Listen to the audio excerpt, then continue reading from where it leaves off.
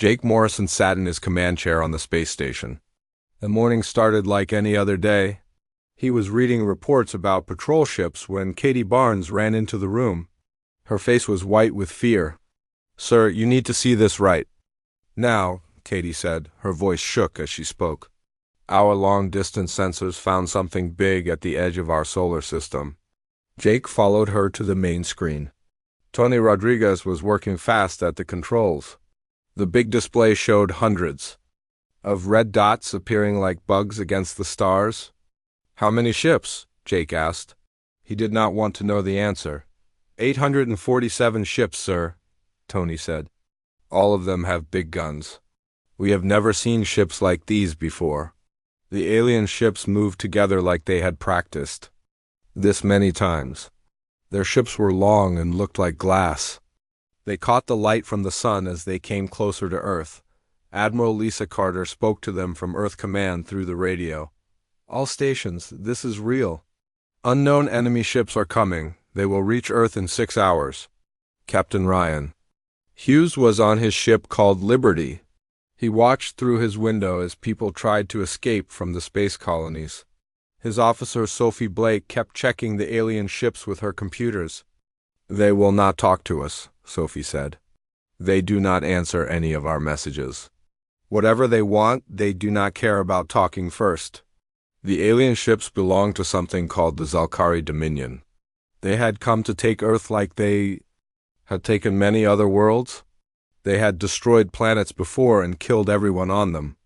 The aliens had never lost a fight. Jake watched the enemy ships get closer. Each alien ship was as big as a city. They had weapons that could burn entire planets. The humans had much smaller ships and weaker guns. "We need to warn everyone on Earth," Jake told his crew. "Tell all the defense stations to get ready." Katie sent messages to every human military base. Warning signals went out to all the colonies and space stations. People began running to safe places underground. Captain Sam Mitchell was in charge of Guardian Station. He looked at his weapons and saw that they were not strong enough. "Even with all our ships together, they have 1,000 times more guns than us," he told his men. Lieutenant Dan Foster watched the alien ships through his telescope. "Sir, they fly in perfect lines. They have no guard ships in front." "They do not think we can fight back at all." The aliens thought humans were weak because they only lived on one planet. The Zalkari had fought many wars and won them all. They expected Earth to give up without a fight. War Chief Zekther was the leader of the alien fleet. He sat in his big ship and looked at Earth through his window. The planet looked blue and green and peaceful. He had destroyed 17 worlds. Like this one, Earth would be number 18. "Send a message to the humans," Zekther told his officers. "Tell them they have 1 hour to surrender. If they fight us, we will kill everyone." The alien message went to every radio and television on Earth. People heard the cold voice of Zekther telling them to give up or die. Many people were scared. Some cried. Others got angry, but the aliens did not know something important about humans. For 50 years, Earth had been building secret weapons. The government had hidden these weapons so well that even their own military did not know about them. Dr. Alex Turner worked deep underground in the Rocky Mountains. He stood in front of computers that controlled the most powerful weapons humans had ever built. The project was called Lazarus. It had been Earth's biggest secret. "Are you sure about this?" asked General Patricia Wells. She was old and had fought in many wars. "Once we use these weapons, everything will change." Alex looked at the screens, showing the alien ships. "The Zalkari have killed billions of people on other worlds. They take no prisoners. They show no mercy. Our normal weapons cannot stop them." Above ground, people looked up at the sky. They could see small lights moving between the stars. Those lights were the alien ships getting ready to attack. Parents held their children. Soldiers checked their weapons even though they knew it would not be enough. The news reporters on television tried to stay calm, but everyone could see they were scared too. "The alien fleet will reach Earth orbit in 4 hours, they said. All people should go to the nearest shelter. Captain Ryan Hughes called his crew together on the Liberty. "We all know this looks bad," he said. "But humans have survived ice ages, wars, and diseases. We do not give up easy." Sophie Blake nodded. "The aliens think we are just another weak planet. They are about to learn they made a big mistake." Jake. Morrison looked out at the stars from his space station. Earth looked small and blue below him. Soon, 847 alien warships would try to destroy his home planet. The aliens had better ships and bigger guns. They had won every fight before this one, but they had never fought humans before. They did not know that humans were good at surviving. They did not know about the secret weapons waiting for them.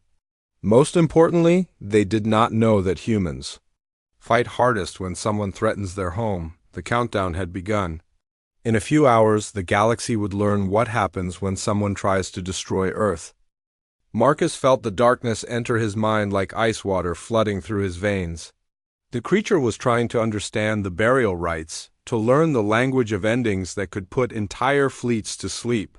But as it absorbed the words, something else came with them. The architect had been clever. Hidden within the burial rites were command protocols that went deeper than simple language. They were instructions written into the very structure of consciousness itself, patterns that told thinking minds to cease their thoughts and embrace the quiet of eternal rest. As the darkness consumed Marcus's words, it began to consume its own destruction. "It is working," the architect whispered in what remained of Marcus's free thoughts. "The enemy is taking the sleep command into itself. But you must continue speaking. The rites must be completed or the effect will not be permanent." Marcus tried to keep talking, but the darkness was fighting back now. It realized what was happening and was trying to tear itself free from the trap. The creature's rage washed over him like a physical force, and he felt his mind beginning to crack under the pressure. Outside, the battle was changing. The corrupted human ships that had been firing on their own fleet suddenly stopped moving. Their crews were falling asleep at their posts, overwhelmed by the sleep command spreading through the darkness's consciousness. The same thing was happening to the Vorthak vessels under enemy control. Commander Alex Rodriguez found himself back in command of what remained of his fleet as the influenced crew members collapsed into deep slumber. "All ships, report status," he called out. "Sir, this is the cruiser Phoenix," came a reply. "Our compromised crew members are unconscious but alive. We're back under normal command." Similar reports came in from across the human fleet. Whatever the aliens were doing, it was freeing their people from the enemy's control. But Alex could see that the alien ships were also going dark, one by one, as if they were shutting down permanently. In the crystal chamber, Marcus was losing his battle with the darkness. The creature had realized that destroying him would stop the burial rites, and it was pouring all of its malevolent attention into crushing his mind. Blood ran from his nose and eyes as he struggled to pronounce the final words of the ancient ceremony. "I cannot maintain the connection much longer," the architect warned him. "The darkness is attacking our network directly. The fleet is beginning to shut down." Marcus could feel the artificial intelligence's consciousness flickering like a candle in a hurricane. All around them, the massive ship was going dark as its systems powered down one by one. But he could also sense something else. The darkness was growing sluggish, its thoughts becoming confused and slow. "How much more?" Marcus gasped out between words of the burial rite. 12 more phrases. But I do not think you will survive to speak them all." Marcus looked up at the crystal formations around him. They were dimming as the ship's power failed, but they still held enough energy for what he needed to do. "Then I'll have to speak them all at once," he said. Before the architect could stop him, Marcus pressed both hands against the largest crystal and opened his mind completely to the ship's communication system. Instead of speaking the remaining burial rites word by word, he pushed them out all at once, every phrase and every subtle meaning flooding through the network that connected all Vorthak vessels. The effect was immediate and devastating. The sleep command, amplified by the entire fleet's communication array, hit the darkness like a tsunami of enforced rest. The creature's massive form began to slow and darken, its impossible geometry collapsing in on itself as its consciousness shut down. But the same command that was destroying the darkness was also finishing what the burial rites had started. Across the Vorthak fleet, every ship went completely dark. The architect's voice in Marcus's mind faded to a whisper, then to nothing at all. Marcus felt himself falling as the crystal chamber lost all power. His last clear thought was the hope that his sacrifice had been enough. When the light from the darkness finally faded, the space around Kepler 442c was filled with drifting hulks. The Vorthak fleet hung motionless in the void, their crystal hulls dark and cold. The creature that had terrorized the galaxy for millions of years was gone, collapsed into a small, inert mass that would eventually fall into the nearest star. Alex Rodriguez ordered his ships to begin rescue operations immediately.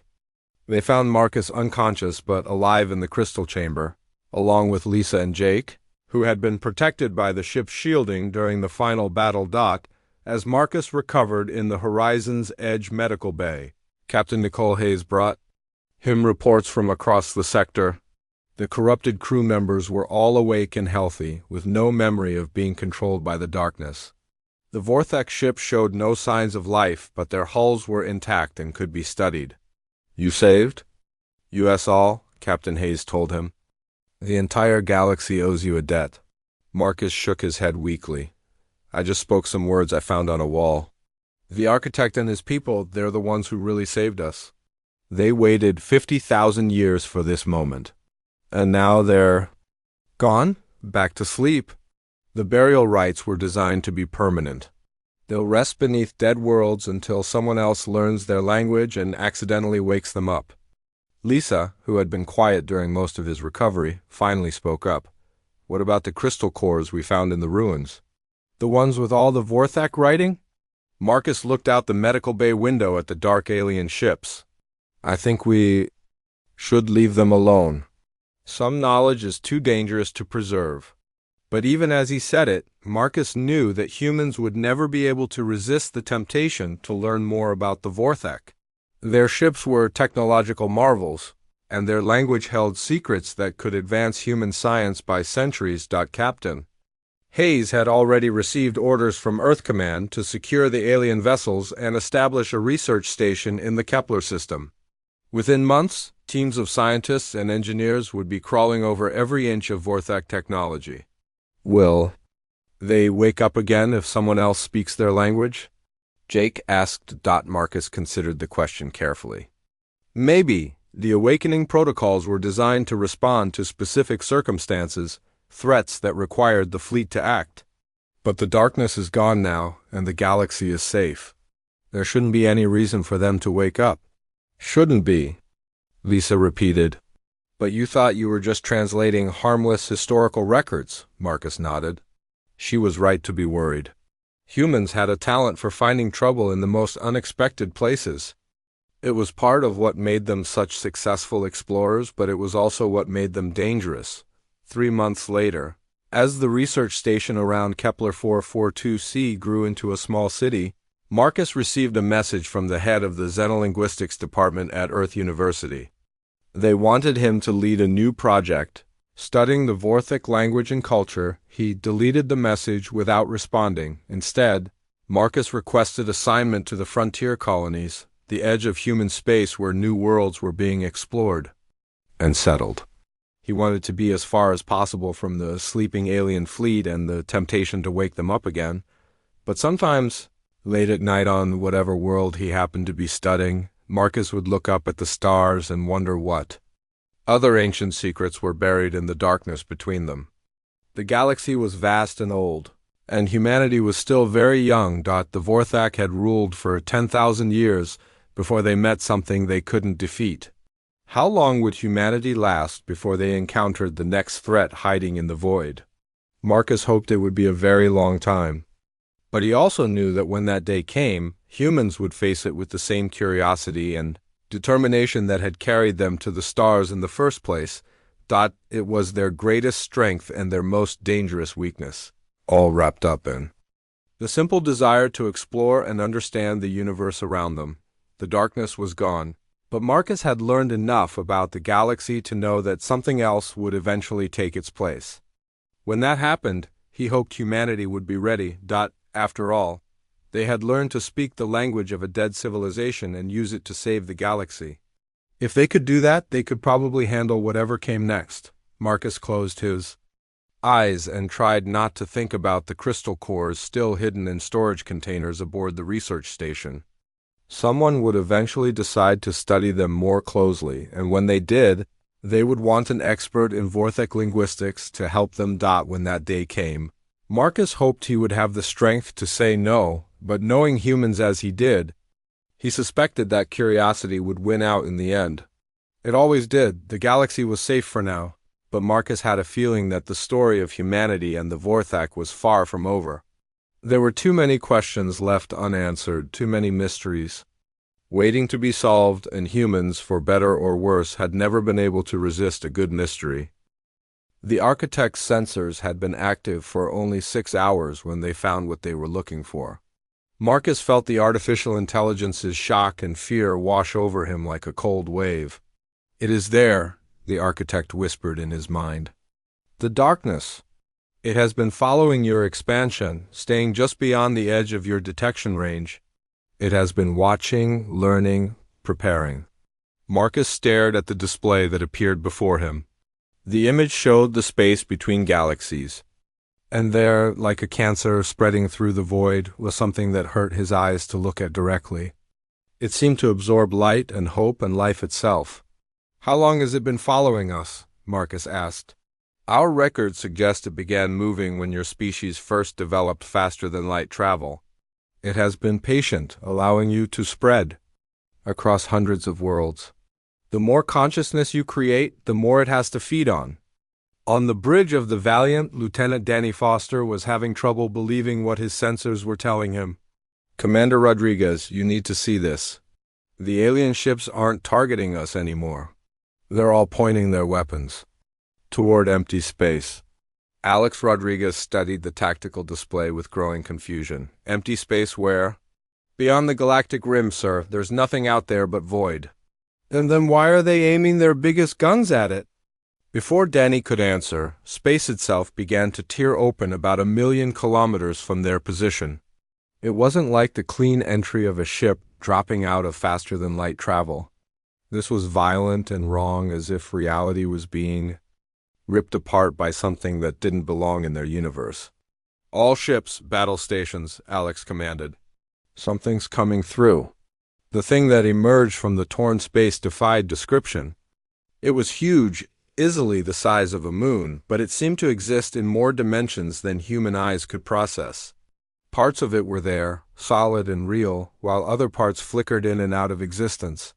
It hurt to look at directly, and several crew members on various ships reported feeling sick just from seeing it on their screens. Marcus felt the architect's terror as the ancient enemy revealed itself. "It knows we are awake. It knows we have found allies. Now it comes to finish what it started 50,000 years ago." "What does it want?" Marcus asked. "Everything. Every thinking mind in the galaxy. It feeds on consciousness, on thoughts and dreams and memories. When it has consumed everything, it will move on to the next galaxy and the next, until all thinking life in the universe has been devoured." The creature began to move toward the human and Vorthec fleets. As it came closer, strange things started happening to both groups of ships. Crew members on human vessels began acting strangely, turning on their fellow officers or simply staring into space with blank expressions. On the Vorthec ships, the situation was even worse. Marcus watched through the architect's sensors as entire vessels turned their weapons on their own fleet. The artificial intelligence's voice was filled with anguish. "It is happening again. The darkness corrupts our people, turns them into weapons. Against us, this is how our empire fell." Danny Foster felt something crawling around inside his head like insects made of ice and darkness. He looked at his fellow officers and saw the same blank expression on their faces that he suspected was on his own. Part of him wanted to fight it, but another part, a growing part, whispered that resistance was useless. "Danny, report."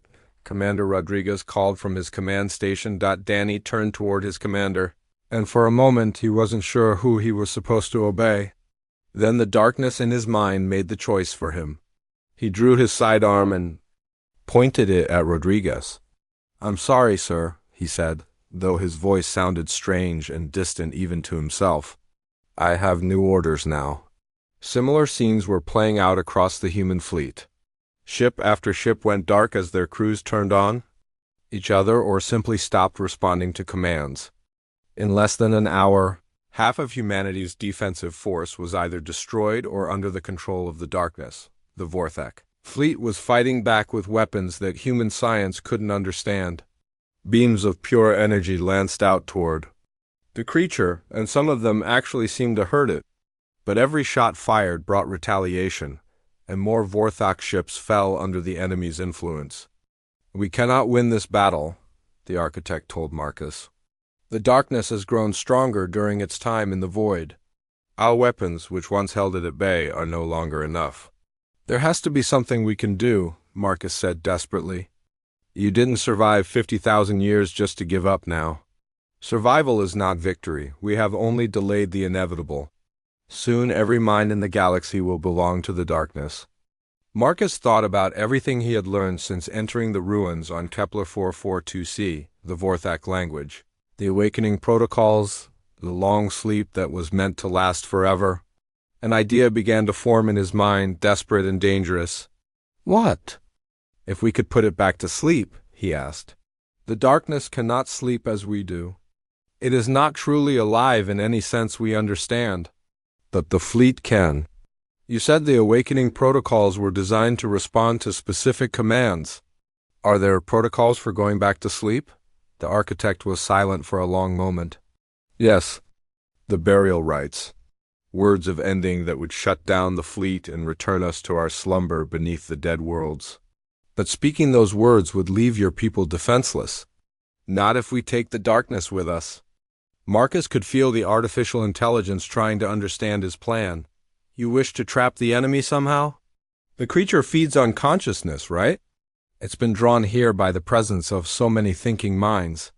What if we could give it exactly what it wants, but in a way that destroys it?" "Explain." Marcus pointed at the displays showing the battle raging outside.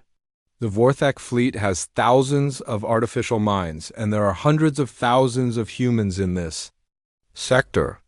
All that consciousness in one place is like a feast for this thing, but what if we could make that feast poisonous?" The architect began to understand. "You propose to corrupt our own consciousness, to make ourselves toxic to the darkness?"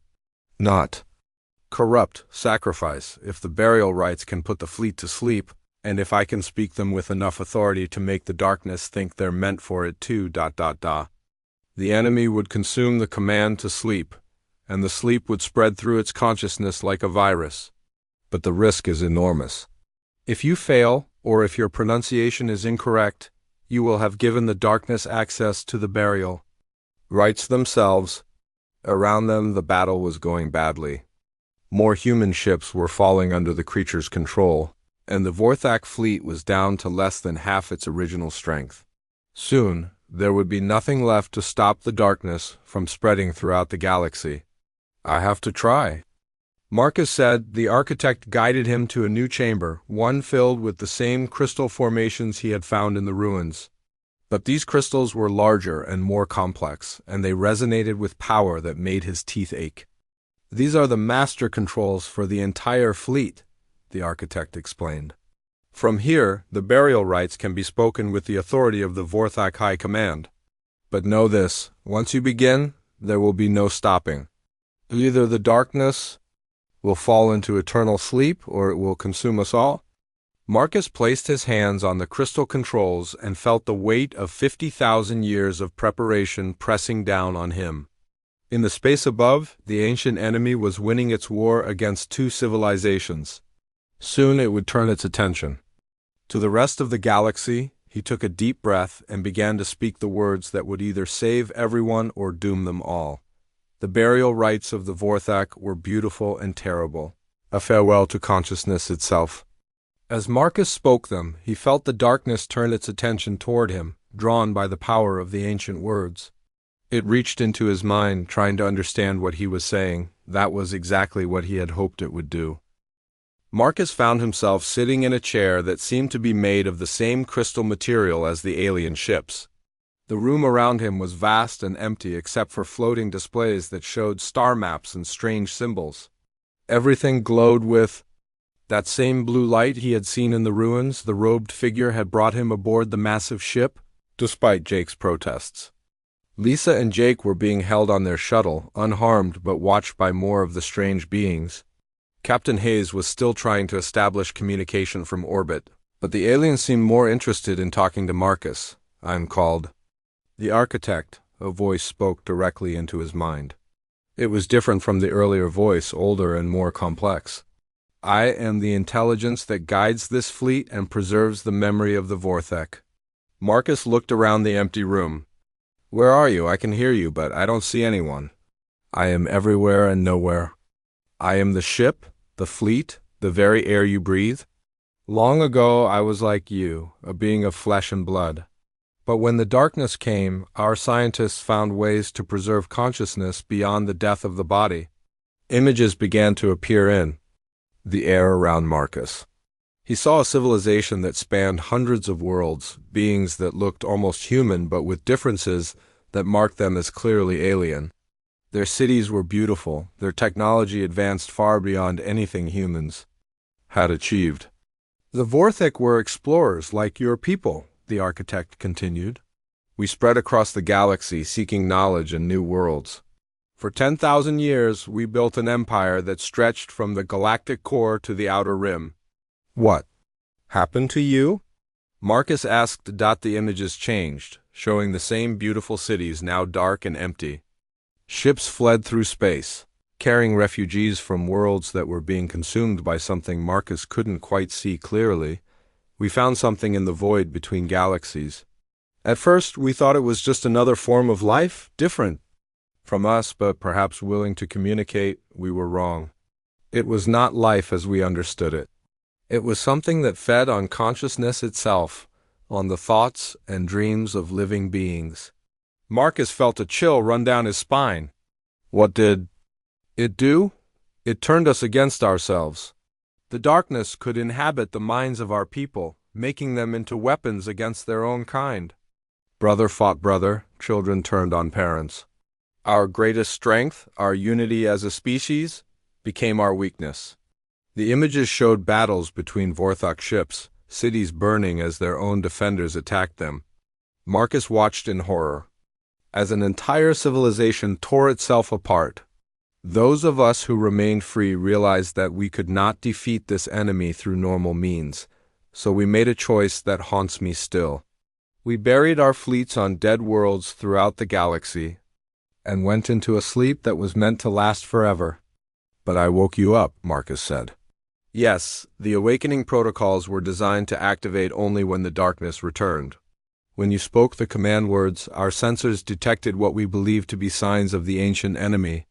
Marcus was beginning to understand, and the realization filled him with dread. "You think humans are connected to this darkness. Your energy signatures match those of the enemy.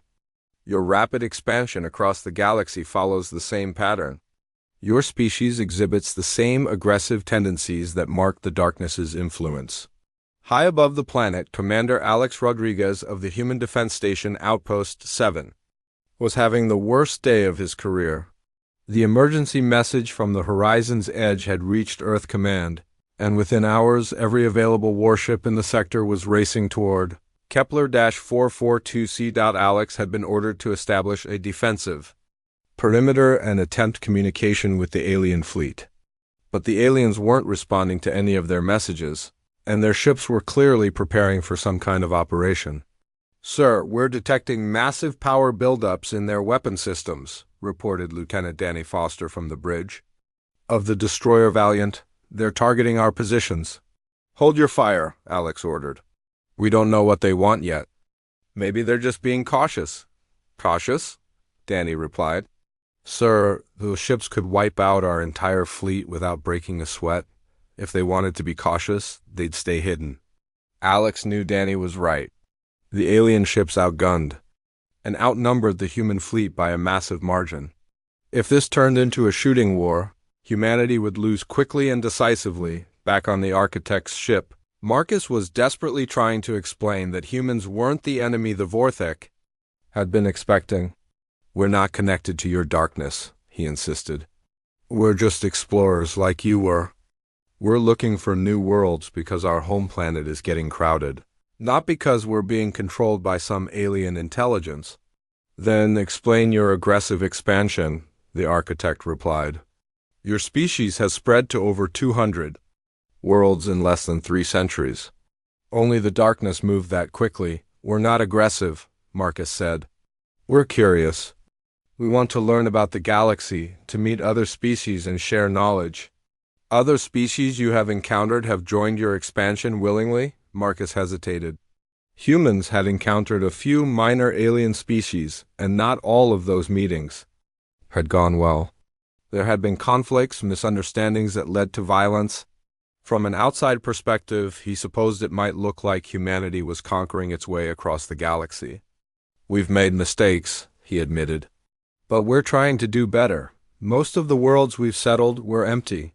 "We're not conquerors." The architect was silent for a long moment. When it spoke again, its mental voice sounded uncertain. "For 50,000 years I have dreamed of the darkness. I have run simulations of its return, prepared strategies for the final battle. When your words awakened us, I was certain the time had come." "Maybe it hasn't," Marcus said. "Maybe you woke up too early. Or perhaps the darkness has evolved, learned to be more subtle. It may have influenced your species without you realizing it." Marcus felt frustration building inside him. "How can I prove to you that we're not your enemy? You cannot. But there is a way to know for certain." New images appeared around Marcus, showing the space between galaxies, vast, empty regions where no stars shone, but the emptiness wasn't complete. Something moved there, something that bent light around itself and left holes in space where it passed. The darkness still exists in the void. If your species is truly innocent, then it will see your expansion and come to investigate. When that happens, we will know the truth. And if you're wrong, if humans aren't connected to this thing, then we will have made a terrible mistake. But if we are right and we do nothing, then both our species will fall to the enemy that destroyed the Vorthek." Outside the ship, Marcus could see the human fleet taking defensive positions. Their small ships looked pitiful compared to the massive Vorthek vessels, but he knew the humans wouldn't back down from a fight, even against impossible odds. "There has to be another way," he said. "Some way to find out the truth without starting a war." "There is," the architect replied, "but it requires great risk. I must open our long-range sensors, the ones designed to detect the darkness across galactic distances. If I do this and the enemy is truly returning, it will know that we have awakened. It will come for us." "And if it doesn't come?" "Then we will know that your species is innocent, and we will return to our sleep." Marcus thought about his friends, still trapped on their shuttle, about Captain Hayes and her crew, about all the human colonies that might be destroyed if this went wrong. But he also thought about the images he had seen, entire worlds consumed by something that fed on consciousness itself. "Do it," he said finally. "Open your sensors." The architect's mental voice carried a note of something that might have been relief. "You are braver than I expected." "Very well, but know this. If the darkness comes, there will be no hiding from it this time. The final battle that the Vorthek have prepared for will begin." Throughout the fleet, ancient sensors came online. For the first time in 50,000 years, they reached out across the galaxy and beyond, searching for the energy signature of humanity's most dangerous enemy. In the command center of Outpost 7. Alex Rodriguez watched his screens as the alien ships began emitting strange pulses of energy. Whatever they were doing, it was unlike anything in human experience. "Sir," one of his officers called out, "we're detecting something odd. The alien sensor pulses are reaching beyond our galaxy. It's like they're scanning intergalactic space." Alex felt a cold certainty settle in his stomach. Whatever the aliens were looking for, he had a feeling they were about to find it. The ground beneath Marcus's feet began to shake. At first, it was just a small tremor like a truck passing by overhead. But within seconds, the shaking grew stronger. Dust fell from the crystal ceiling as the entire chamber started to vibrate. "We need to get out of here now," Jake shouted over the growing noise. He grabbed Lisa's arm and pulled her toward the entrance. "This whole place is coming apart." Marcus stood frozen, staring at the glowing walls around him. The symbols he had just spoken were now blazing with bright blue light. They pulsed in rhythm, like a heartbeat, and with each pulse, the shaking grew worse. "Marcus, move!" Lisa screamed at him. He snapped out of his trance and ran after them. The three of them raced through the tunnels they had explored earlier, their flashlights bouncing wildly as they tried to navigate in the chaos. Behind them, the sound of grinding metal and breaking stone echoed through the ancient complex. They reached the surface just as the ground around their dig site began to crack open. Their equipment scattered as chunks of rock shot up from below. In the distance, their shuttle sat waiting for them, but the path to it was blocked by falling debris. "Captain Hayes, this is the ground team," Jake spoke into his radio. "We have a serious situation down here. The ruins are collapsing and we need immediate pickup." The radio crackled with static before Captain Nicole Hayes' voice came through. "Copy that, ground team. We're seeing massive energy readings from your location. What did you do down there?" Before Jake could answer, something huge broke through the surface about a mile away from them. It looked like the tip of a massive tower, made of the same crystal material as the ruins. But as more of it emerged, they realized it wasn't a tower at all. "Oh my God," Lisa whispered. "It's a ship." The vessel that rose from the ground was beyond anything humans had ever built. It stretched up into the sky, easily 20 kilometers long, its crystal hull reflecting the pale sunlight. Strange markings covered its surface, the same symbols Marcus had been translating in the ruins below. More ships began to emerge from other locations across the planet. The ground split open like an eggshell as vessel after vessel climbed toward the sky. Some were smaller, like frigates or destroyers. Others were massive dreadnoughts that made human battleships look like toys. "Captain, are you seeing this?" Jake spoke into his radio again. "We're seeing it," Captain Hayes replied, her voice tight with worry. "The entire fleet is lighting up like Christmas trees. Whatever you did down there woke up the whole damn armada." On the bridge of the research vessel Horizon's Edge, Nicole Hayes watched her screens in disbelief. Her ship had been conducting a routine survey mission when they discovered the ruins. Now she was looking at what appeared to be an invasion fleet, rising from the dead planet below. "How many ships are we counting?" she asked her sensor operator. "At least 200, Captain, maybe more. They're still coming up." Nicole had been a ship captain for 12 years. She had seen pirates, smugglers, and even a few minor alien species. But nothing had prepared her for this. The ships rising from Kepler 442c were clearly not human, and they were armed with weapons she couldn't even identify. "Send a message to Earth Command immediately," she ordered. "Priority Alpha, tell them we have first contact with a major alien civilization. And it doesn't look friendly."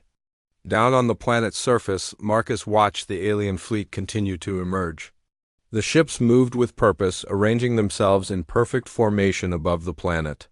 Their hulls glowed with the same blue light as the symbols in the ruins, and he could feel a strange vibration in the air like standing too close to a powerful generator.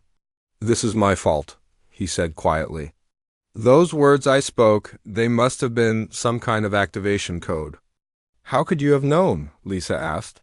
She was trying to keep her voice calm, but Marcus could hear the fear underneath. "You're not the first person to translate an alien language, but I am the first person to speak this one out loud," Marcus replied, "and I think I just told an entire army to wake up." The largest ship in the fleet began to descend toward the planet's surface. It was easily the size of a small city, and as it came closer they could see detailed structures on its hull. Weapon arrays, docking bays, and what looked like sensor dishes all bristled from its massive frame. Jake was already leading them toward their shuttle. "We need to get off this planet right now. Whatever these things are, I don't want to be here." when they start talking. As they ran across the broken ground, Marcus felt something strange happening in his head. It started as a faint buzzing sound like a radio trying to find a signal, but gradually the buzzing resolved into something that almost sounded like words. "Wait," he said, stopping suddenly. "I think something is trying to communicate with me." "What do you mean?" Lisa asked. "I can hear it in my head. It's trying to speak, but I can't quite understand it." The voice in his mind grew stronger. It spoke in the same language he had found in the ruins, the language he had just learned to pronounce. But now he could understand it without needing to translate. "Speaker of the ancient words," the voice said, "you have awakened us from our long sleep. We are the servants of the Vorthak Empire, and we await your commands." Marcus staggered as the full meaning hit him. "They think I'm one of them. The words I spoke, they weren't just a wake-up call. They were a command from someone in authority." The massive ship settled onto the planet's surface with surprising gentleness for something so large. As it landed, a section of its hull began to glow and then became transparent. Through the clear section, they could see movement inside the ship. "We need to go," Jake said urgently. "Whatever you woke up, we can't deal with it here." But as they reached their shuttle, they found their path blocked. A smaller alien vessel had landed nearby, and from it emerged three figures in strange, flowing robes. They weren't human, but they weren't entirely alien either. They looked like they might have been human once, but changed somehow by technology. Or time. The figures approached slowly, their hands empty, but their intentions unclear. The one in front spoke, and Marcus was surprised to realize he could understand their words without his translation device. "You are the one who spoke the awakening words," the figure said. Its voice was strange, like an echo of something once human. "We have waited so long for this moment." "The architect wishes to speak with you." Marcus looked at his companions. Lisa was pale with fear, and Jake had his weapon ready. On the radio, Captain Hayes was demanding answers they didn't have. "Who is the architect?" Marcus asked. "The mind that guides our fleet? The intelligence that has kept watch while we slept? It has been waiting for one with the authority to speak the old commands." "I don't have any authority," Marcus said. "I'm just a translator. I was studying your language, trying to understand your history." The robed figure tilted its head, as if confused by his words. "But you spoke the words of command." "Only those chosen by the Vorthak may speak such words. You must come with us. The architect has much to tell you about why we were buried, and why we have now awakened." Jake stepped forward, his rifle aimed at the alien figures. "He's not going anywhere with you." The figure turned its attention to Jake, and Marcus saw something that made his blood run cold. Where the figure's eyes should have been, there were only empty sockets filled with the same blue light as the ship's hull. "You do not understand," the figure said. "We are not your enemies. We are the protectors. We have slept beneath this world for 50,000 years, waiting for the time when we would be needed again. That time has come." "Needed for what?" Marcus asked. "To fight the darkness that comes between the stars. The enemy that destroyed our creators and drove us to hide in the deep places of dead worlds. Your people have spread across the galaxy, and soon the darkness will notice them.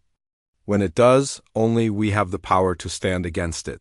The alien ships above them began to move, forming new patterns in the sky. Their weapons powered up, casting long shadows across the planet's surface.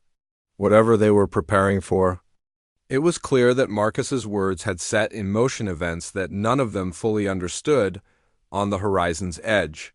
Captain Hayes watched the alien fleet arrange itself for what looked like a departure. She had already sent messages to every human colony within 100 light-years, warning them of the potential threat. But deep down, she wondered if any warning would be enough against ships like these. Marcus looked up at the alien fleet and realized that by speaking a few words in a dead language, he had changed the course of human history forever.